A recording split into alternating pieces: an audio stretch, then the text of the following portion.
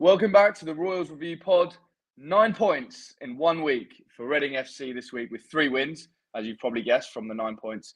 And we're here to mainly cover the 1-0 win over Bristol Rovers at the Select Car Leasing to see Reading continue their fantastic home record. Jimmy, what did you make of the game? Yeah, very entertaining. Maybe not in the correct way or in the right way, but overall, I think it was a very similar game to Exeter, to be honest. Started strong, created a bunch of chances, but just couldn't really finish them off as well as we did against Exeter. I felt like one goal would win the game, and finally Smith obviously pops up on the score sheet midway through the second half. Rovers obviously pick up the red, which you might have thought would have killed the game off, but that wasn't really the case. Made some needed changes, but those changes were, there's a bit of discussion about whether they were the right changes or not, whether we should have taken Elliott off. But realistically, we need to rotate. So whether they were or weren't the right changes, we still invited a lot of pressure from Rovers, which wasn't ideal against a team of 10 men. Again, not the prettiest, but we saw the game out for a win, and that is ultimately the most important factor.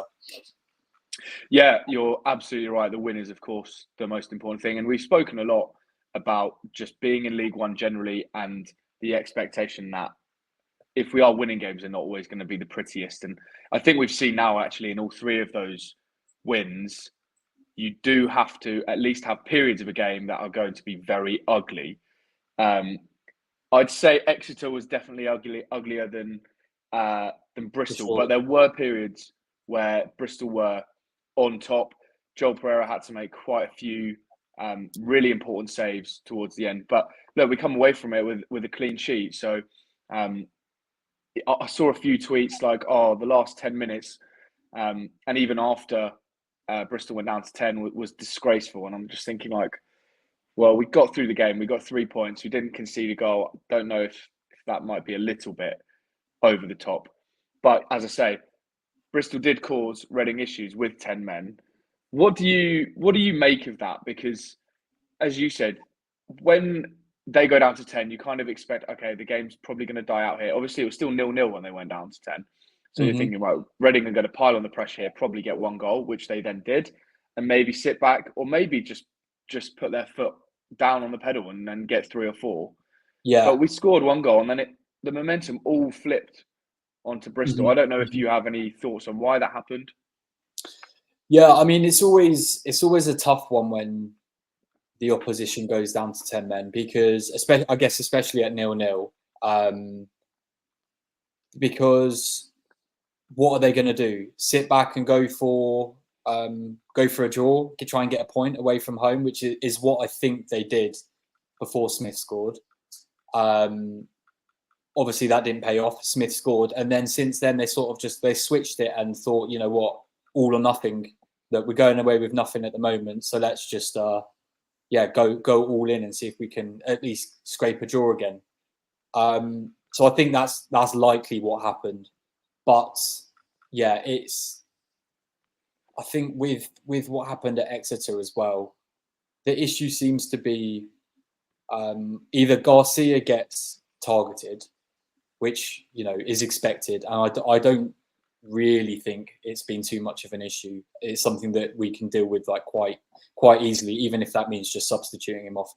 But we just seem to lose so much possession in midfield, which is something that we always have when we're sort of on top. So yeah, it's tough, especially like I said, it's tough even if they go down to 10 men. It's probably even tougher to sort of get an idea on like what's actually going on. But it's something that they sort of need to address, especially with 4 away games in a row coming up. And we don't want to sort of drop the form that we're currently on. So it's a confusing one. But yeah, like you mentioned earlier as well, 3 points at the end of the day. Yeah, I won't dwell too much longer on it, but I'm just looking at the last 10 minutes of that game. No shots for Reading, 8 shots for Bristol. All 4 of their shots on target came after the 80th minute, which just goes to show how much pressure they're putting on. But we mentioned it last week that Reading of old, and not even that old, last season, would have conceded and potentially would have even thrown the whole game away. So I Hmm. think the general mental stability that we have in this team now is stronger than it's been for a little while, like a few seasons. Definitely. Particularly in that Paul Ince era where we just seem to concede in the last 5 minutes every week. Hmm. So I think Hmm. there's, as much as obviously it's not great to watch your side go through the last 10 minutes with 0 shots and just getting completely pumped by the opposition. But we are getting through it, and we are still winning these games. So I think there's reason to be positive there. Yeah, exactly. I mean, I'm sure on a more positive note, off the back of that, our defensive stats probably look a whole lot nicer. That you saw some fantastic defending and a great save from Pereira, from a shot that looked like it was going top bins. But yeah, I know what you mean. As a fan, when you're 1-0 up, it's not ideal when you're watching that with 10 minutes to go, given everything that seems to have happened to the club previously in the last few minutes when we've got something to take home. Yeah, definitely. Well, you mentioned strong defensive performances. Let's talk about Andre Garcia because he was probably the standout in the back line for me over the weekend. I thought it's probably his best game that I've seen him have for Reading. Obviously, there's not loads of games because he's 16 years old, so he's not played that many times for Reading. But I thought he looked really good on the ball. He looked completely composed. He wasn't getting bullied, which we did kind of see a little bit against Exeter, of him being targeted, as you mentioned. Um, he was the highest rated outfield player on the pitch, which obviously means Joel Pereira won man of the match for his performance. He made 4 tackles and won 2 aerial duels, which, is not bad for a young guy who is not the most stocky. He's quite lightweight, but yeah, I think it was his most complete performance. Any thoughts from you? Yeah, I think it's quality. Another gem from our academy, just highlighting how important that is. Yeah, mentioned it before. The longer he's sort of in the spotlight, the better, just in terms of everything, even if it's in terms of, his value rising and we end up selling him. But I think what I've also enjoyed is since he's sort of been in the spotlight a bit more and he's, really been performing, I've seen a load of interesting posts on X about him recently, comparing him to other like really top talents. I think, is it Mikey Moore, the Spurs striker, who is Yeah, one of the best in the country for his age group. And what stands out is probably what's most important when you're that age. The one thing that Garcia is getting compared to those other 16-year-olds is a bunch of minutes. And I think that's just, we've seen how much he improves each game. So I think it's just,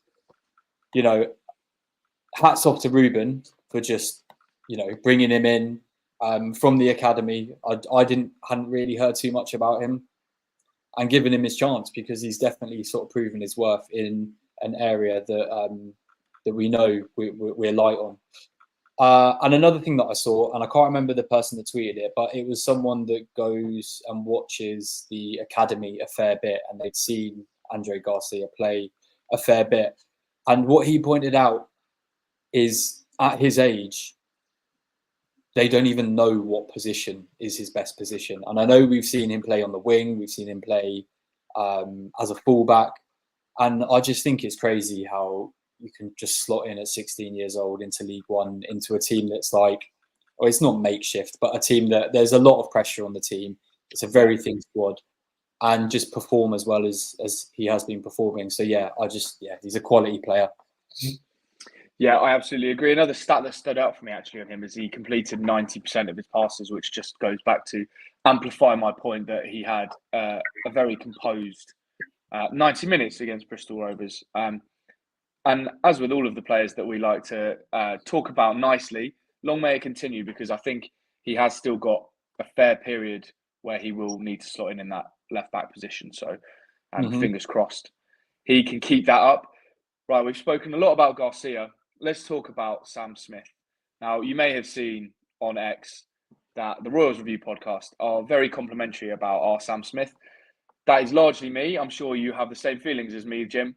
But I absolutely love Sam Smith. I think he is one of the best strikers in this division, if not the best striker in this division. I've had a lot of chats this week of me saying that I think Sam Smith is probably the best striker that Reading have had in the last 10 years, which actually is quite hard for me to say because Jan Kermorgant was in that period and he is also one of my favourite Reading strikers of all time. But I think one of the reasons that I love Smith is, one, because he's super clinical. He seems to score every other chance. We even spoke about that against Bristol. We're like, oh, he's missed one now. He'll definitely score the next one. And lo and behold, he does. But I think he does so much more for the team. His work off the ball, he brings others into the game. He's really good in offensive aerial duels. And he plays with so much passion. Like he loves the club. You see it every time he scores, like the celebrations, it means so much to him. And yeah, I just think he does so much for this Reading side. And I think we are very, very lucky to have him because he is a top quality League One striker. And I do think eventually he could probably go above and beyond League One. But we're in League One right now. I'm going to compare him to League One strikers. I think he's right up there at the very top. Do you agree, Jim? Of course I do. Yeah, I think he's a great player. I mean, I would literally just say exactly what you just said, so I won't spend too much time chatting about him. Yeah, I agree. He's fantastic. 5th goal this season. I mean, he's on track for 20, right? So that's what I said at the beginning of the season. So yeah, I think he's definitely sort of proven anyone that doubted him in the last couple of weeks, proven them wrong. Yeah, definitely. And if you look at the Reading strikers over time, all-time Reading strikers, Sam Smith ranks 5th for goals per game with 0.38 of all of the players that have played for Reading at least 50 times, which is ridiculous. He's played 60 games. He scored 23 goals. That's such a solid return. When you think in his first stint for Reading, he was nowhere near first choice. He was super young. Like all the goals he scored now is him leading the line. I mean, when I say now, in his second stint at Reading. And he just seems so at home. And yeah, his goal scoring record speaks for himself. So yeah, a lot of people have been commenting on X, like, oh, I don't know where all these people are that have been hating him. I know where they've been, and they are now being very quiet after the last few games that Sam Smith has played in. So keep silencing the haters, Sam. We love you to bits, and we know you're going to hit 20 this season. So that's it. That's my 3 minutes on Sam Smith. I guess there's nothing more to say actually about the specific Bristol game than like it's a great finish, right? Yeah, I think so. I mean, much like the Exeter one, it was just a typical League One game that you need to grind out, and they did that. So yeah, I mean, fantastic result, I'd say. Yeah, I agree. And the roll keeps rolling. Is that a saying? I don't think so. But 3 games in a row, just looking pretty good all over the place. I think if you look at the League One table from the start of October, Reading are second, and only second because Wickham just seemed to win every single game recently. I think we'd be 1 point behind them. So pretty in form at the moment. Yeah. Do you think, and I know the answer because I feel like we speak about this every week. Do you think now that Reading are in the playoffs, they can stay there until the end of the season? I really hope so. Yeah, I'm not going back on my word. I do think they'll make the playoffs. These next 4 games will be a really sort of good insight, I think, into how we can perform for the rest of the season as well. I know we've picked up our first away win over the last week, but yeah, it'll be good to see if we can build on that. Like you mentioned on the last episode, and everyone knows this already. At home, you know, the SEL is a fortress. We're picking up points every week. So if we can start to pick up away points as well, that's what's going to, keep us really close to the top. Yeah, exactly, mate. And you mentioned already that the next 4 league games will be away from home. Now, someone is going to be sitting behind their computer and go, these guys haven't got a clue what they're talking about because we've got a game at home in between those. Yes, Correct. But I would imagine that is postponed due to the international break over that time. So we're getting one step ahead and we're saying 4 away league games in a row coming up, which is obviously tough. Like, that's really tough. Compounded by Reading's relatively poor away form. I know we won the last game away from home, but we're still, I think, third bottom for away points picked up this season. And the poor away form goes way back before this season. But the away win means that there are reasons to be positive. So from those 4 league away games, I wanted to ask you how many points you think Reading will get. I'm going to try and give a realistic answer here because I feel like I've been very confident with my predictions previously. I've gone with 8 points, and that's 2 wins and 2 draws, which I still think is pretty confident. But I think they could do it. I think they could do it. The reason why I've gone for 2 draws as well is I just think with the sort of pressure that we've invited in the last 2 matches in the second half, I just think at some point, unfortunately, they're gonna throw something away. And yeah, with some slightly stronger teams coming up over the next couple of weeks, I think it might be against some of these, maybe even Stockport. I've got Stockport down as, I know I mentioned this to you earlier, a team that I don't think should be underestimated. You know, they won League Two at the end of the day, so they're not terrible, and they've got some great players. But yeah, 8 points. What about you? Yeah, well, you were like, I'm going to be realistic, and then said we basically don't drop any points. 2 draws and 2 wins. I think that's pretty optimistic, I would say. But I'm not too far off. I think there's probably going to be one loss in there. I am a bit of a sucker for averages and things, so I think to be so poor away from home for so long, I'm not sure if 1 away win means that we'll then go and win 4, or that'll be 5 on the bounce. And obviously, some of these teams are very tough. But as we were saying earlier in the season, with defeats to Birmingham and a couple of the others, I can't even remember. They are probably the hardest away games. I think it was Bolton as well, wasn't it? Like, we have already played really strong teams away from home, none more so than Birmingham City on day one, which, as we've said, we probably sound like an echo. We went toe to toe with them. We were as good as that Birmingham City side. So I still don't think there's any reason why we can't go to any of these 4 teams and pick up a point or all 3 points. But I do just think there's so many games at the moment as well. And obviously, we've got FA Cup, and I always get the name wrong, Bristol Street Motors Trophy, in amongst those 4 away games too. So we will have to rotate, and people will get tired. So I think to suggest 4 wins might be pushing it a little bit too far. So I'm going to go for 6 points. Two wins. 2 wins out of 4, which, as you said, is fine. Like, if we're going to be in the playoffs, winning every other away game and maintaining a fabulous home record is more than enough to be in the playoffs. So, right, I'll stop waffling about that, and let's talk specifically about Stockport. Now, you just mentioned then that Reading have been giving away a few chances of late and have managed to withstand the pressure. But can they do that against an attack that has Louis Barry, the league's joint top scorer with 7 goals, is a completely different question. They haven't been in the best of form of late, though, Stockport County. They haven't won at home for 2 months. In fact, over 2 months. 24th of August was their last home win, and they've only won 1 league game in their last 9. What's your score prediction here, or how do you think this game is gonna turn out?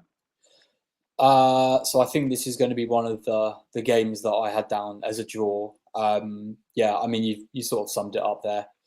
They got some great players in the likes of Barry. They got Norwood, and a handful of other decent signings, and they kept a bunch of players from the previous season as well.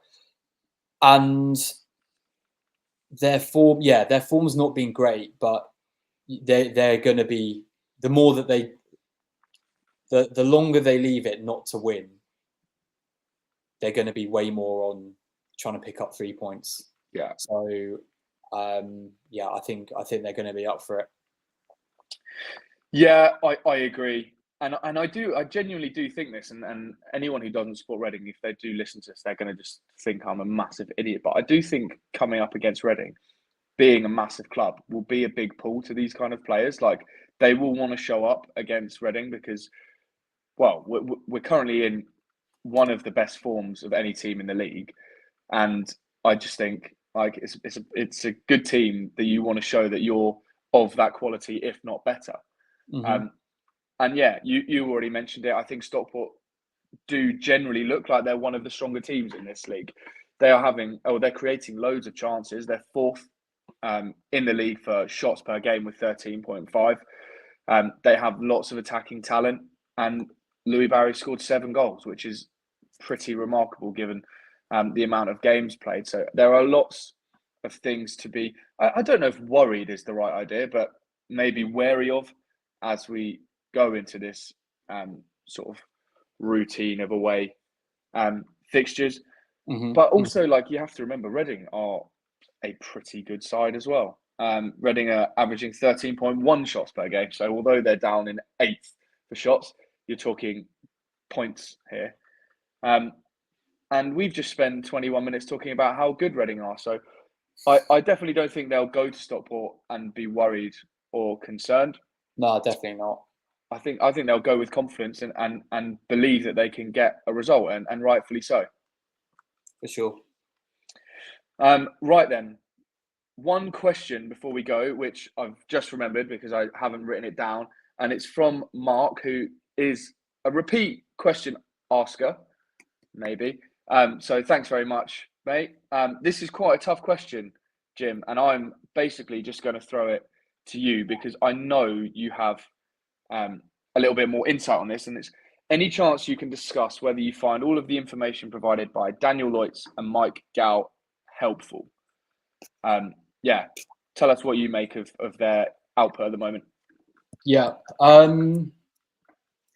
So I think overall, you just kind of have to go with your own thoughts on everything, really. I mean, since the start of the last season, and I'm sure it's probably similar with you as well, Dan, I've just made my own choices on what to believe and what not to believe. So yeah, look, like a long story short, I'd take everything that's speculative in your eyes with a big pinch of salt.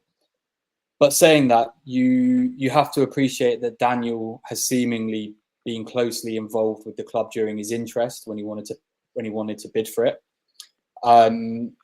He's mentioned the due diligence that he's undertaken, and I guess due to the matter of who's sort of involved at a higher level, is choosing to be somewhat secretive, I guess, about it. But also, you know, there's a lot that's come to light in recent weeks that sort of would suggest that what he is saying, you know, isn't bullshit. But I do get that Daniel's messages are very cryptic and, you know, haven't really said too much, to be honest. So from that point, I can see how it's very frustrating for fans. But I think, I mean, it's kind of hard to explain, really. I think as a fan, I don't think whatever Daniel is referring to as just an average fan is of any genuine use. There's not really, you know, you'd know what it is, and then that's sort of it. There's nothing you'd really be able to do with it, by the sounds of it.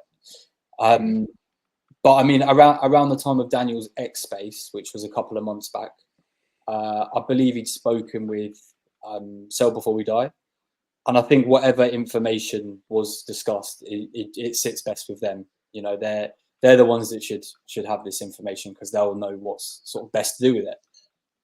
And then on the other hand, with Mike, I guess is a much easier answer. You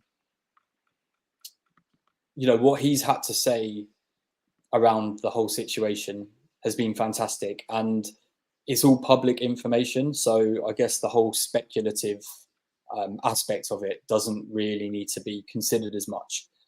I know the whole thing is just a terrible situation, but from anyone that's sort of interested in the business side of football, like myself and like you, I suggest that you just keep up to date with what Mike has to say. It's all really intriguing. So yeah, that's quite a long answer. But yeah, that's just sort of my 2 pence on it all.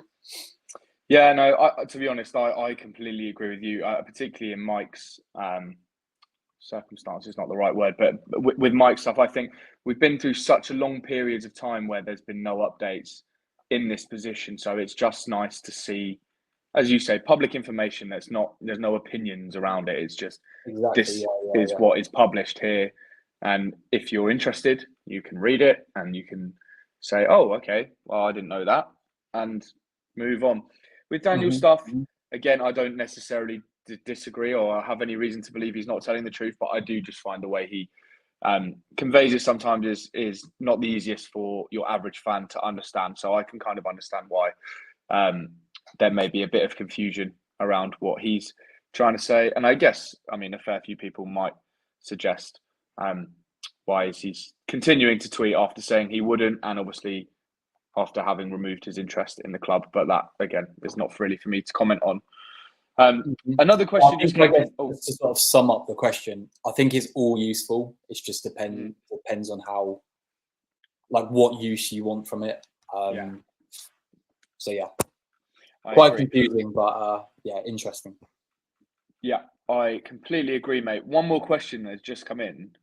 Would you like to see? But I think this question has come on the back of, because I tweeted earlier, Reading have picked up at least 4 fewer bookings than any other team in League One, so they have the best disciplinary record in the league. Yeah. Would you like to see Reading conduct a bit more dark arts to disrupt the opposition when they're in full flow and help squeeze the life out of games? What do you mean? Do you mean by dark arts? Well, I'm assuming time wasting, and like hacking players down, and yeah. I don't know. It's never that nice watching your own team time waste when you can just tell there, because it just doesn't really put any confidence in. But you know, if it's going to get 3 points, then yeah, why not? I also feel like the opposition tends to time waste up against the bigger sides, and I think I've noticed that over the last few weeks with Reading. So, you know, if they're doing it and then we go ahead like we did against Bristol, against Rovers, sorry, then why not give them a team? Yeah, I completely agree. It just feels like it's not really the Reading way, and I know that's probably a bit of an outdated statement, but we've never really been a team that are dirty and gritty, really. And I'd rather they win it by scoring more goals. Yeah. And I think the confidence point you make is actually spot on, because, you know, we've talked about playing, I know it's completely different, but talked about playing out from the back and things, and questioning, you know, whether that's the right play when some players might be struggling for confidence. And I think as soon as you sort of show that you're rattled, maybe not the right word, but, you know, pulling people down and time wasting and all that kind of stuff, it just sort of breeds a sense of sort of like anxiety among players and even fans. Like, you're well aware that your team's time wasting, and, you know, maybe 89th minute onwards it's fine, but if you're doing it like Bristol were doing in the 56th minute, it's like, well, that doesn't really bode well for the next 30 plus minutes. So it's a tough one. Yeah, I just want to win. Yeah, exactly. I mean, I understand. Like, if you're a team that is coming to the SCL, for example, and you're not expected, and your aim is to avoid relegation, then I can see why you're going to be time wasting. You know, if it's the 60th minute and you're drawing, then yeah, I guess that there is a strategic element to it. But if you're a team like Reading or a bigger team in the league, and as a fan, you probably expect to go to every match with the team thinking that they could win this. So if they start, you know, time wasting, it just doesn't put any confidence in you, really, does it? No, not at all. Cool. Right, 30 minutes, just about up. So let's call it there. Thanks very much for joining me, Jim. And No thanks to problem, everyone mate. at home for listening. Please like, follow, and subscribe. Do all the right things to make sure that our content gets in front of the right eyes. But until then, enjoy the Stockport game. Come on, you are. Nice one, mate. See you later on.